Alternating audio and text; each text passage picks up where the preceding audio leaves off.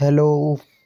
Welcome back to the channel. आज का हमारा टॉपिक है सेक्सुअल रिप्रोडक्शन फ्लावरिंग प्लांट में से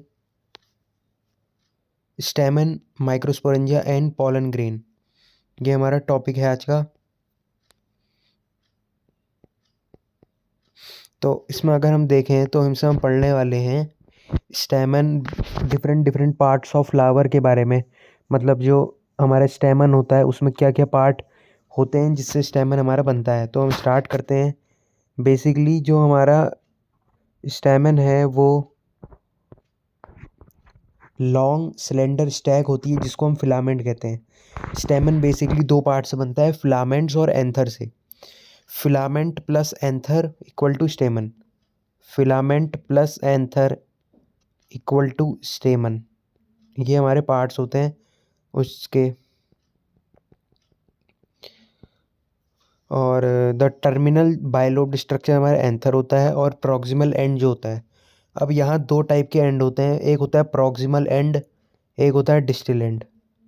आपको अब जैसे आप देख सकते हो, जो प्रॉक्सिमल एंड होता है ना फिलामेंट का, प्रॉक्सिमल एंड होता है फिलामेंट का थैलेमस के साथ अटैच होता है। मतलब क्या है, अगर हम एक स्टेमन बनाए, ये हमारा एंथर हो जाएगा, ये हमारा फिलामेंट हो जाएगा।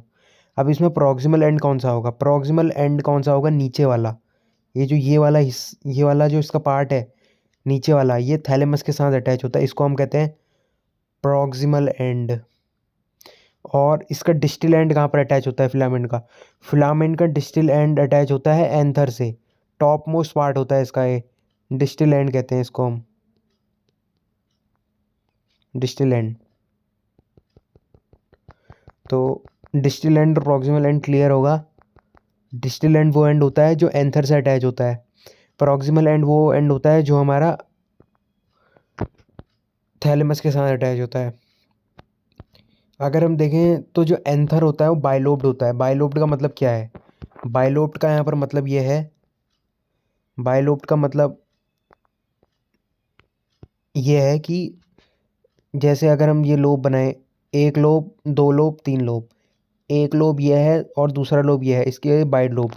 और यहाँ है कि दे आर डायथिकस। डायथिकस का मतलब यह है कि एक थीका ये है और एक थीका ये है।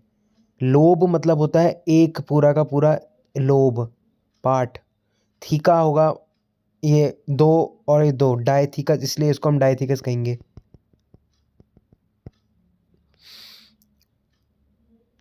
Bilobed nature of anther is very distinct in the transverse section of the anther. The anther is four sided tetragonal structure होता है। एंथर में पता है कि चार उसके लोब, दो लोब होंगे, दो थीका होंगे और चार उसके माइक्रोस्पोरेंजिया होंगे। उनमें माइक्रोस्पोरेंजिया क्या होते हैं? माइक्रोस्पोरेंजिया बेसिकली एक टाइप के सेल होते हैं जो आगे जाके पॉलन सैक वगैरह बनाते हैं। तो अगर हम माइक्रोस्पोरेंजिया का स्ट्रक्चर देखें तो माइक्रोस्पोरेंजिया का स्ट्रक्चर कुछ इस टाइप का होता है। माइक्रोस्पोरेंजिया का स्ट्रक्चर इस टाइप का होता है। अलग अलग इसमें लेयर होती हैं।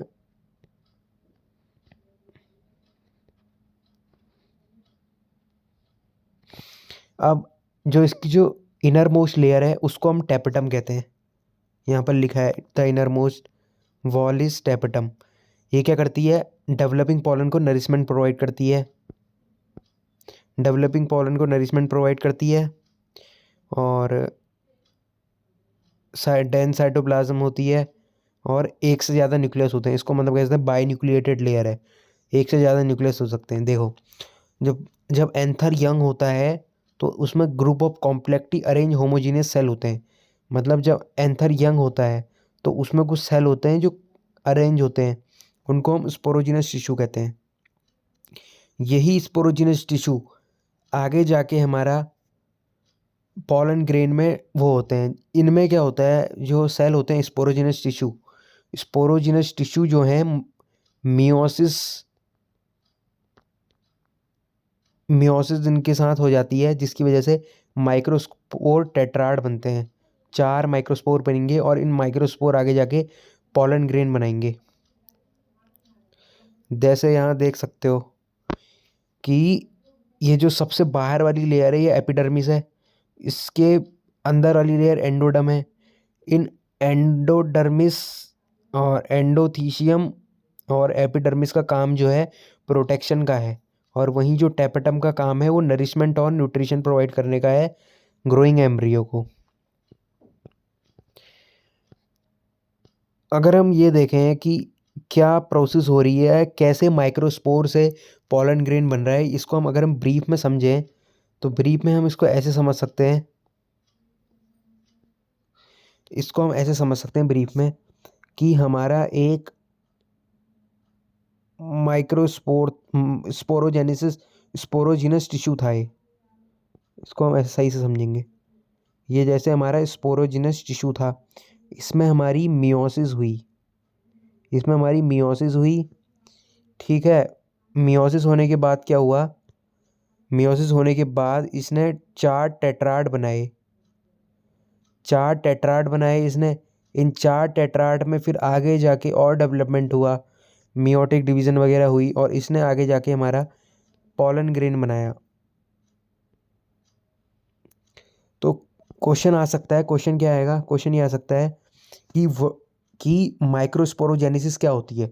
अब माइक्रोस्पोरोजेनेसिस क्या होती है कि स्पोरोजिनस टिश्यू से हम जब माइक्रोस्पोर टेट्राड बनाएंगे, माइक्रोस्पोर टेट्राड के बाद वो पॉलन ग्रेन में डेवलप हो जाएगा। तो यही माइक्रोस्पोरोजेनेसिस होती है, जिसमें जो स्पोरोजिनस टिश्यू है वो पॉलन ग्रेन में डेवलप हो जाता है।